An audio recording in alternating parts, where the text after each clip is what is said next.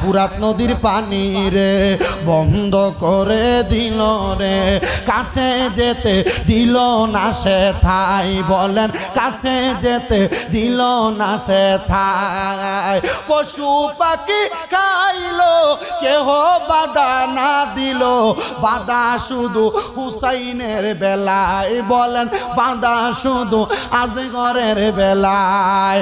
কারবালার ময়দানের মধ্যে একজন একজন যখন শহীদ হয়ে যায়, সর্বশেষ সদস্য হযরত ইমাম হুসাইন বাকি। দেখেন ইমাম হুসাইন দুনিয়ার জমিনে থাইকা নানার উম্মত মানে আমরার জন্য কত কষ্ট করছে।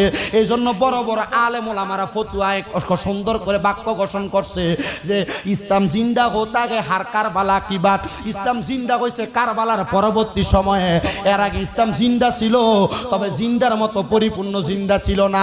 হযরত ইমাম হুসাইন কারবালার ময়দানের মধ্যে রওনা করবে, এমন টাইমে হযরত ইমাম হুসাইন